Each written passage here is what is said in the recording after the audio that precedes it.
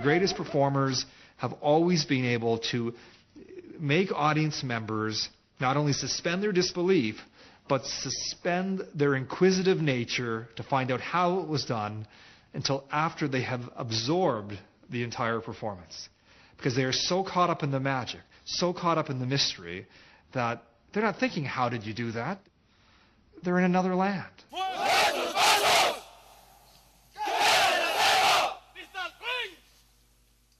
Son imágenes de la ceremonia con la que las autoridades bolivianas dieron inicio a su campaña anual de destrucción de cultivos ilegales de hoja de coca. Una fuerza combinada de policías y militares del país andino dio inicio a los trabajos que, según las autoridades locales, prevén erradicar unas 10.000 hectáreas de cultivo de hoja de coca, planta base para la producción de cocaína. Que esta es la hoja de coca, que esto no es cocaína. Esta hoja de coca es parte de una cultura. Con la planta en la mano y frente a diferentes organizaciones internacionales, el presidente de Bolivia ha defendido incansablemente el uso de la hoja de coca como parte de la cultura de su nación.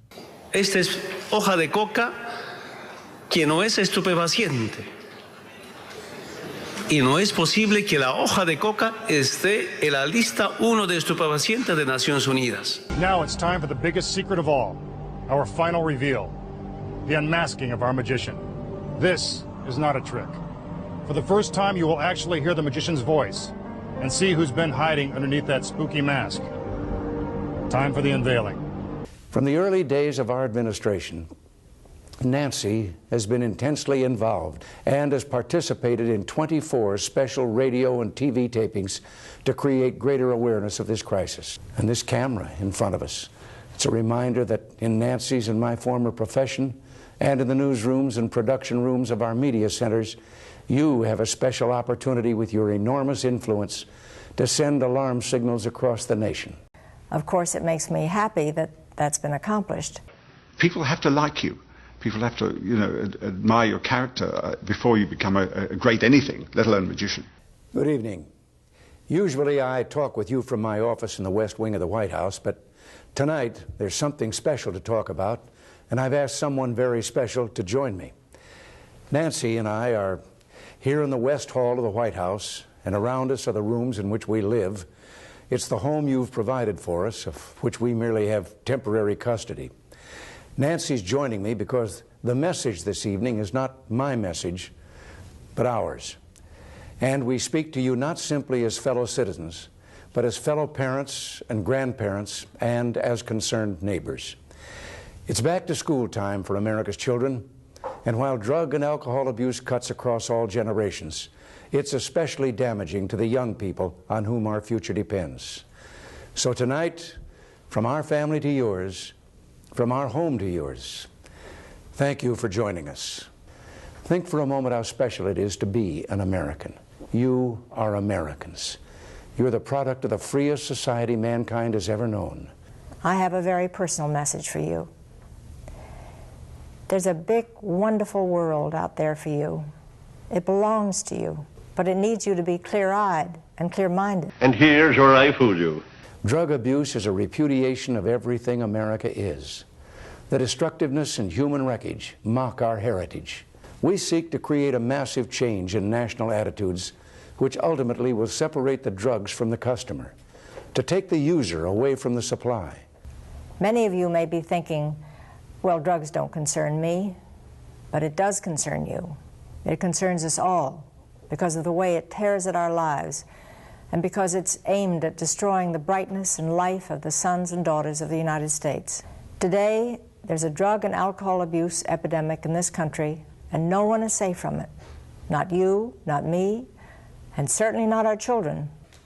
Nancy's personal crusade, like that of so many other wonderful individuals, should become our national crusade. So you had this marriage of great theater and great sleight of hand, and perhaps the greatest sleight of hand artist of our century.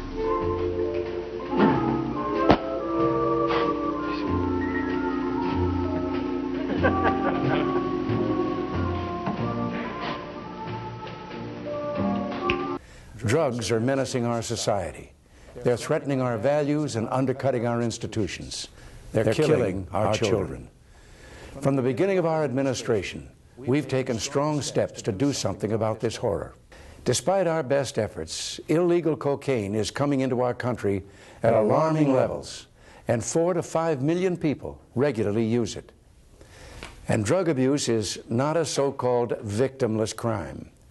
Everyone's safety is at stake when drugs and excessive alcohol are used by people on the highways or by those transporting our citizens or operating industrial equipment. Smokable cocaine, otherwise known as crack. It is an explosively destructive and often lethal substance which is crushing its users. It is an uncontrolled fire. I'm especially concerned about what drugs are doing to young mothers and their newborn children. Listen to this news account. There was another warning about cocaine today. Crack now has spread to almost every American city. It is a problem in Houston, Philadelphia, Kansas City, Tucson, and Sacramento. A new study says that babies born to women who use cocaine during pregnancy are 3 times as likely to be born with birth defects. They tend to be what we call jittery. They're very, very high risk for cerebral palsy, mental retardation. No one knows how many there are, or even how best to identify them. But educators suspect that tens of thousands of crack kids are in kindergartens in inner cities, in suburbia, even in small-town America. It now threatens to create an entirely new underclass of children unable to care for themselves, of infants born to suffer. Every time a drug goes into a child, something else is forced out, like love and hope and trust and confidence. Drugs take away the dream from every child's heart and replace it with a nightmare. America has accomplished so much in these last few years, whether it's been rebuilding our economy or serving the cause of freedom in the world. In October, I will be meeting with key U.S. ambassadors to discuss what can be done to support our friends abroad while treating drug trafficking as a threat to our national security. Tonight, I can report to you that we've made much progress. 37 federal agencies are working together in a vigorous national effort. And by next year, our spending for drug law enforcement will have more than tripled from its 1981 levels. We have increased seizures of illegal drugs. Shortages of marijuana are now being reported. Last year alone, over 10,000 drug criminals were convicted, and nearly $250 million of their assets were seized by the DEA. Winning the crusade against drugs will not be achieved by just throwing money at the problem. Your government will continue to act aggressively. To first understand how CIA and DEA work. I was a country attaché assigned to Argentina. Now, during those years, there were people who I inherited on the payroll who were murderers. They were also on the CIA payroll. So, murderers? On the CIA payroll? Not only murderers, I'm talking about mass murderers. And I wrote about it in books that I thought would have America marching on Washington. Nothing ever happened. Our job is never easy because drug criminals are ingenious.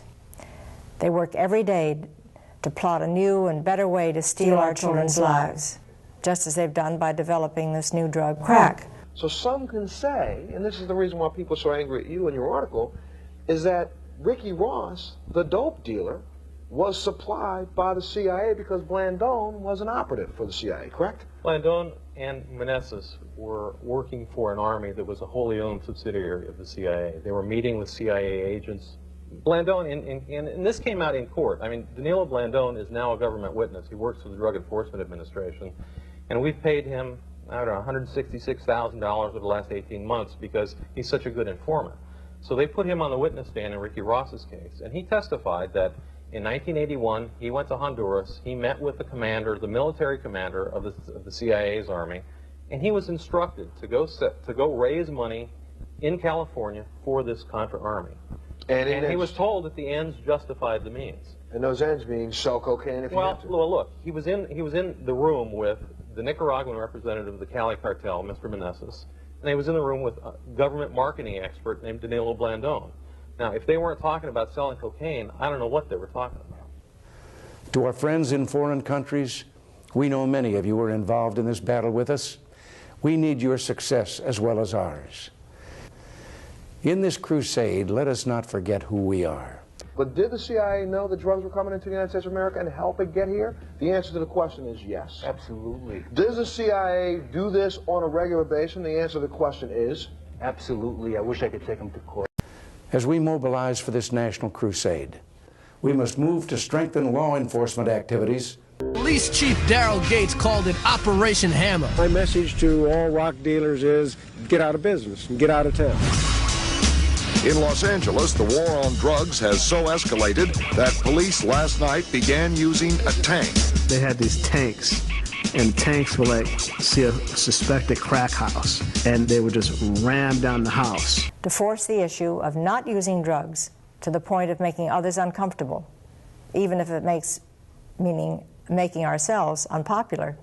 Last night, no rock cocaine was found, but undercover agents had bought it here earlier. Oh my God, look what you guys did. It's horrible. Those kids was in there. They could have been killed. The police, they victimize the victims, so nobody trusted the police. I remember a big media event was the first ride of the Batarang, and Nancy Reagan rode shotgun. You wish that somehow somebody could have gotten a hold of them sooner. So you had Nancy Reagan sitting next to Daryl Gates conducting what was in essence urban warfare. And no national crusade has ever succeeded without human investment. We walk together among the soldiers of freedom, past the hundreds of white markers which are monuments to courage and memorials to sacrifice. Too many of these and other such graves are the final resting places of teenagers who became men in the roar of battle. Look what they gave to us who live, and the driving energy of our cities are theirs no more. Nor would they ever again be a son to their parents or a father to their own children. They did this for you, for me, for a new generation to carry our democratic experiment proudly forward. We have spent $1 trillion waging the drug war since it began. $1 trillion.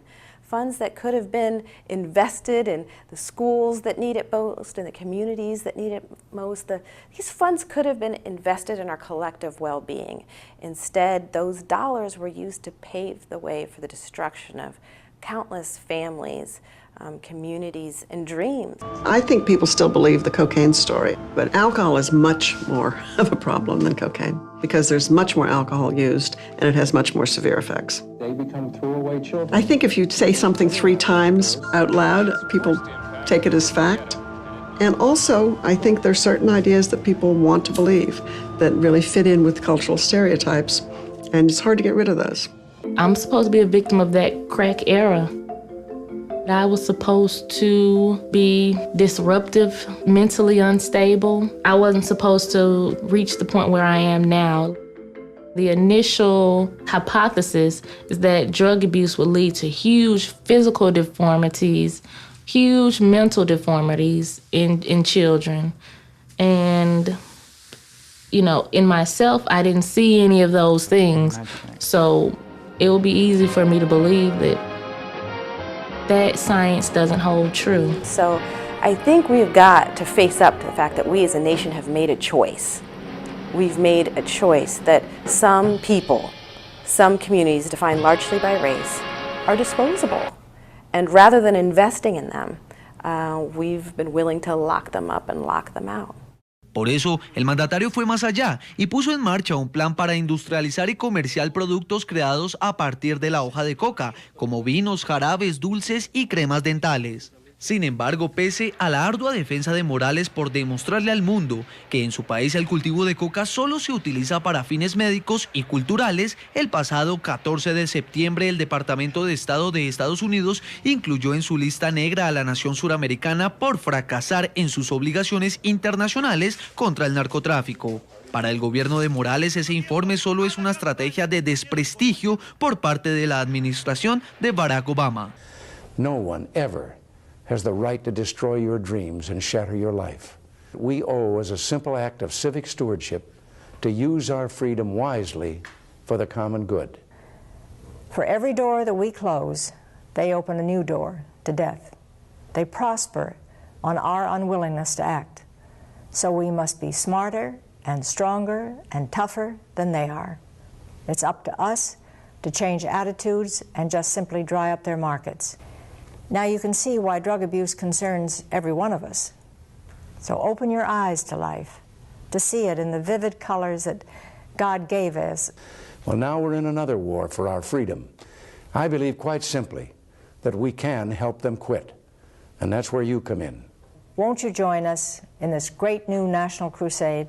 When we all come together, united, striving for this cause, then those who are killing America and terrorizing it with slow but sure chemical destruction will see that they are up against the mightiest force for good that we know. Then they will have no dark alleyways to hide in.